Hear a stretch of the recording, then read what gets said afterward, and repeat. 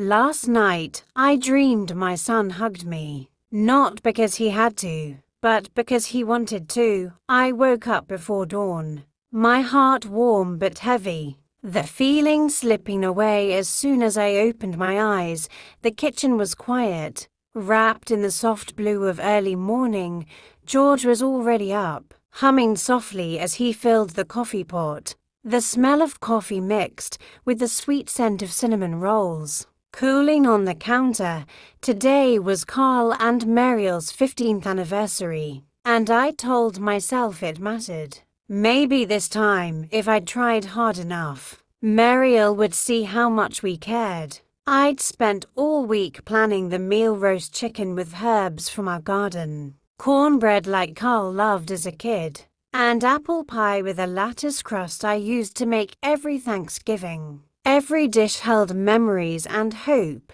George kissed my forehead and asked gently, "You sure about doing this again, Evie?" I smiled, even though it hurt. "It's for Carl, it's family." He didn't say anything, just started peeling potatoes, his silence speaking volumes. We worked together for hours in our small kitchen, moving like a team who knew every step. The counters were worn, the stove fussy, but it was home. I'd raised Carl here, teaching him to stir batter and sneak bites when I wasn't looking. Those memories made me smile until I thought of how distant he'd grown since marrying Mariel. Her name felt sharp in my mouth. She wasn't mean, exactly just polite in a way that kept us at arm's length. Her thank yous felt like closed doors, her smiles tight and practiced, like she was saying, "You're here, but don't stay long." I used to wonder what I'd done wrong. Maybe I talked too much, maybe my clothes were too plain for her fancy world, or maybe she just didn't like how George and I still loved each other after all these years, something her money couldn't buy. By noon, I started packing the food. George labeled the containers neatly: appetizer, main, dessert. I wrapped the pie in foil and whispered, "Don't let them make me regret you." The drive to their house was quiet.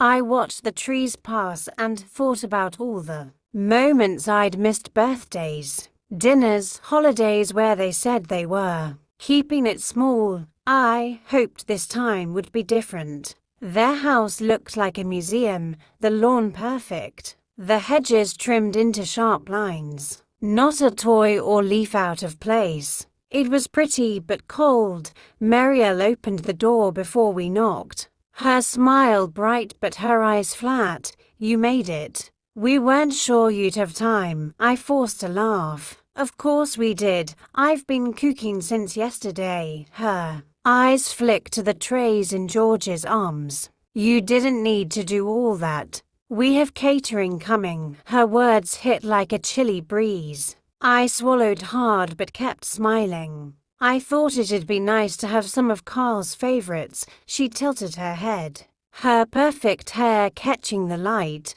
"That's sweet. Just make sure it fits with the setup. Everything's coordinated." I wanted to ask how mashed potatoes could ruin shrimp skewers, but George gave me a look that said, "Let it go." Inside, the house was loud with laughter, clinking glasses, and music too loud to talk over. Carl was by the bar, chatting with friends. When he saw us, his face showed a flicker of surprise. "Hey, Mom, Dad, you made it." His hug was quick, distracted. I smelled his cologne, fancy, unfamiliar. "You look good," I said softly. He nodded, looking past me. "Thanks. Mariel's been planning this for weeks." I could tell, I said, ignoring how Mariel watched us from across the room, arms crossed like she was guarding her space. I started setting out dishes in the kitchen. Mariel hovered, pretending to help, but mostly moving things I'd already arranged. "Let's keep that on the side," she said, pushing my casserole out of sight. "It's a bit heavy for the menu." Her tone was polite. but it screamed, "You don't fit here." Each word made me feel smaller, like I was disappearing into the walls. She told George, "You really didn't need to do this. Showing up was enough." George gave a tight smile. "Cooking's how Evie shows love." Mariel laughed softly. How sweet. Her words sounded nice, but they really meant, how old-fashioned. How unnecessary. I stirred the gravy so she wouldn't see my eyes water. When guests moved to the backyard, I took a deep breath and looked at the tray's golden chicken, buttery rolls, sugary pie. For a moment, I felt proud again. Maybe they'd taste it and remember. George carried the dishes out while I followed with the pie. Mariel clapped lightly. "How lovely. Let's put it on the sideboard, okay?" "The caterers are almost ready." The sideboard hidden behind flowers. I nodded, pretending it didn't hurt, because that's what you do when you've spent years trying not to upset anyone. But inside, something was breaking. The laughter outside grew louder. I heard Carl's voice, confident and charming. Mariel laughed her perfect laugh beside him. I stood by the kitchen door, watching from afar, hands clasped like a guest in a house I'd helped build. George touched my shoulder. "You oaks." I nodded, though my throat felt raw. "I'm fine," I whispered. But I wasn't. I realized you can love people, cook for them, raise them, and still feel like a stranger. I told myself maybe there was still a way back. I didn't know the night would crush that hope completely. Their house screamed perfection, from the spotless floors to the staged family photos. Even the air smelled expensive, like candles and bleach. Mariel's heels clicked as she greeted us. "You brought all that," she said, her voice light but sharp. "Must have taken a lot of work." I wanted to say it. Did hours of cooking and hoping. But I just smiled and said it kept me busy. She glanced at the trays in George's hands. "Set those there. The caterers are coming, so we'll find a spot for yours later." Carl came in, laughing into his phone. He gave me a quick hug, still half focused on his call. "Hey, Mom, smells good. Mariel's been stressing all week." "I just want it perfect," Mariel said, brushing her skirt. Perfect. That word hung heavy. I wondered when perfect started meaning without. US. She moved my dishes to the side too. "Make room for glasses." Barely looking at them. "Carl, keep the playlist going," she said. "And let's make sure people know the caterers did the food." They worked hard. I couldn't tell if it was a jab, but it felt like one. I set out the chicken, pretending not to notice her checking everything I touched. George whispered, "Don't let her get to you." "I'm not," I said. But I didn't sound convincing. Guests arrived, neighbors, co-workers, Carl's office friends. I stood by the kitchen doorway, greeting a few who knew me. Mariel floated through the room like a queen, her smile never slipping. Once, she leaned to a woman in a sparkly dress and said, "Carl's mom insisted on cooking. Isn't that sweet?" They laughed quietly, like I couldn't hear. My face burned. I turned to fix the napkins, but their laughter stuck with me. Carl called from the backyard, "Mom, come out here. People want your food." My heart lifted. Maybe this was the moment things would change. I carried the tray outside, careful not to spill. The tables were covered with white cloths and gold balloons. Carl raised his glass. "To 15 years with my wife who keeps it all together. And to Mom and Dad for being here." It sounded nice, but his voice felt rehearsed. Mariel touched his arm and smiled. "We're lucky to have family who help out. It takes the pressure off the real work. The real work." Those words hit like a bruise. As guests grabbed plates, Mariel stood by me. Don't worry if they don't eat much of yours. Everyone's watching their diets. I nodded, the smell of my herbs filling the air as people ate. They complimented the food, but the praise went to Mariel. You have great taste, they said. She smiled like she'd made it all herself. I stood by the buffet, smiling, my hands shaking. The music started, and I felt empty. I'd cooked for people who didn't want it, trying to fit in a family that had no room for me. George caught my eye, his look saying what we couldn't say aloud. This wasn't kindness anymore, it was survival. I still hoped things might change before the night ended. I didn't know the worst was coming. The backyard glowed with soft lights, laughter filling the air. I stood by the buffet, my apron on, adjusting forks to keep busy. Carl stood in the crowd, his arm around Mariel. She looked perfect, hair in waves, earrings sparkling. People ate my chicken, the one Carl used to love, but no one said much. It was like the food just appeared, not something I'd poured my heart into. Mariel soaked up praise for the decor and the beautiful spread. When someone complimented the food, she said, "Thank you," like it was hers. I kept refilling plates, my smile tight, my chest tighter. Carl raised his glass. "Big thanks to Mariel for pulling this off. You're the best, babe." Everyone clapped. Mariel laughed and raised her glass, not looking at me. George stood beside me, his jaw tight. "Let's get through it," he muttered.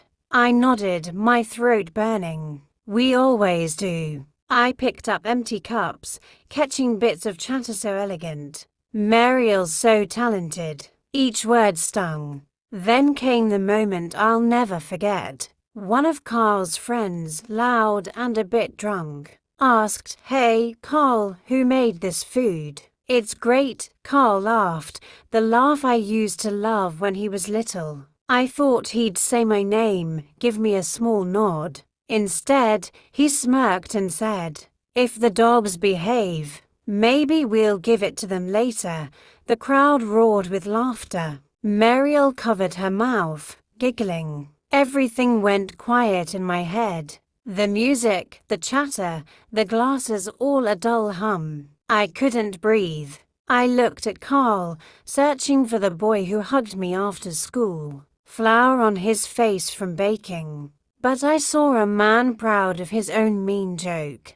George's hand found mine, steadying me. His eyes said, "You don't deserve this." I could have cried, but I didn't, not there. Mariel stepped closer, her voice sugary. "Oh, Carl, don't be mean. Your mom worked hard." It sounded kind, but it was pity, and it hurt worse than the laughter. I could have said something, how I'd stayed up until 2 a.m. stirring gravy, how I'd hoped this meal would bring us closer. But what would that do? It'd make me the dramatic one. So I said quietly, "George, help me pack the food." He nodded.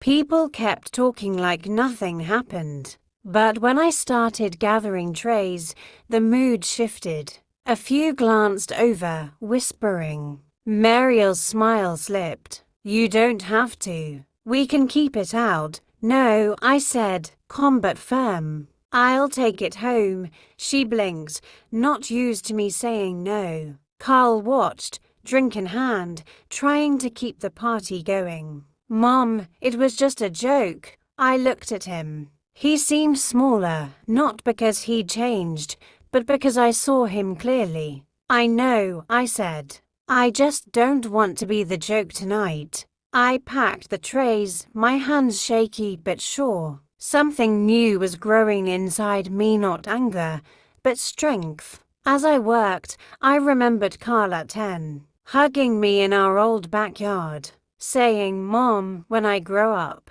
I'll make you proud." He had, until he forgot who he was. I could have yelled, told him how his words broke me. But I chose silence, not weakness, but a choice to stop fighting for a place that wasn't mine. We loaded the food into the car. The night air was cool, the party's laughter fading. I looked back at the glowing lights, Carl's house, and the people who didn't know what they'd lost. George started the car but waited. "You okay?" Tears came, quiet and steady. "No," I said. "But I will be." We drove home in silence, the kind that held everything we didn't need to say. At home, the porch light glowed over my flowers. I sat in the car, breathing in the smell of home. For the first time, I didn't feel small. Something had shifted, painful but final, that night. Unpacking the trays in our quiet kitchen, I knew I was done giving everything to people who only took. That choice, that silence, was the start of something new. The next morning, the kitchen felt still. The trays sat untouched, Carl's words echoing in my head. The pain was deep, like a heavy stone. George set coffee in front of me. "We don't have to talk," he said softly. I nodded. But the silence was already changing me. For days, I kept busy cooking, cleaning, anything to avoid thinking about walking away from that backyard. My pride in pieces, I replayed Mariel's smiles, her words hiding judgment. She called later, saying, "Don't take it personally." Carl got carried away. Everyone was laughing. Her calm voice made it worse. She didn't even think about how it hurt. I thanked her because that's what I did. But when I hung up, I told George, "I'm done." "Done with what?" he asked, waiting for them to see me. His shoulders relaxed, like he'd been waiting for me to say it. That night, I couldn't sleep. Cooking had always been my way to love, to care, but it had been turned against me. Every meal, every gesture became a way for them to take without thanks. I wasn't mad anymore, just clear. The next morning, I baked. No plan, just needing my hands to move. The smell of bread filled the kitchen, reminding me of home, not loss. George watched and said, "People would pay for that." I laughed. "You think so?" "I know so. And if they don't, we'll eat it." It started small. Neighbors stopped by, drawn by the smell, and I sent them home with rolls. One came back, saying, "My husband says it's the best bread ever. Can I buy some?" Her words sparked something in me. I baked more. George built shelves for jars and boxes. Soon teachers, mail carriers, even the bookstore owner came by. They didn't want fancy, they wanted home. Every smile, every thank you healed a piece of what Carl and Mariel broke. I didn't tell them. Mariel sent her usual text short, pretending nothing happened. I answered politely, nothing more. Her words reminded me of the distance, the kind that says, "I forgive you for being hurt," but I didn't need her forgiveness anymore. Weeks became months. Our kitchen came alive again, pans clattering. George laughing when flour dusted his shirt. A friend suggested posting photos online. Who'd care about an old woman's baking? I said, but she did it anyway. Soon, people messaged, asking for pies and soups for holidays. George said, "Maybe give it a name, Evelyn's Table." I said, it felt right. As the name spread, so did peace. The hurt was still there, softer now, like a scar that doesn't ache. Mariel's distance, Carl's silence, they didn't matter. I'd built something with the hands they made me doubt. Each morning, sunlight filled the kitchen, smelling of bread and coffee. It felt like starting over. On my terms, I still loved Carl. But I learned loving someone doesn't mean letting them make you invisible. Maybe one day he'd walk through my door, not for food, but for warmth. If not, I'd be okay. I'd found something better than forgiveness. I'd found myself. The cafe opened on a cool spring morning. The sign read Evelyn's Table in simple letters George carved. The smell of bread drifted out, and people gathered before we opened. Neighbors came first, then others, smiling, curious, ready to try my pies and coffee. For the first time in years, I felt whole. Every person who sat down reminded me, kindness comes when you stop chasing the wrong love. By noon, the cafe was full laughter, clinking cups, soft music. George worked beside me, looking younger, happier. People loved the food, but more, they loved how it felt. Tastes like home, one woman said. It was the best compliment. Then one afternoon, I saw their car new, shiny, out of place. Carl and Mariel stepped out. My breath caught. George glanced up, tense but calm. They walked in like customers, not family. Mariel's smile was polite, but her eyes lingered on the crowded tables. The warmth. Carl looked from me to the menu. "Hey, Mom," he said quietly. "Hi, Carl," I said evenly. "Welcome to Evelyn's table." Mariel gave a small laugh. "It's nice. Very cozy." Cozy sounded like she couldn't admit she was surprised. They ordered coffee and pie. I served them. Mariel whispered to Carl, "It's charming how simple it is." I heard her, but her words didn't hurt anymore. They passed like a breeze. Carl looked around at the people calling my name. At George joking with customers. "You did this?" he asked. "Yes," I said. George and I started small. The town helped it grow. He nodded, eyes down. "It's really nice, Mom." It was the first honest thing he'd said in years. I almost reached out, but I didn't. Some moments are better left quiet. They finished and left. Mariel said, "We should come back." I smiled her smile back. "You're welcome anytime." George touched my back. "You handled that well." I smiled, wiping my apron. I didn't need to handle it. I just needed to be here. The day went on, the bell above the door ringing with each customer. Each ring proved life could grow again, even after you're told you don't matter. That night, I sat with tea in the quiet cafe, the smell of cinnamon lingering. George sat beside me. "Think they'll come back?" he asked. "Maybe," I said, "but I don't need them to." Outside, our sign glowed.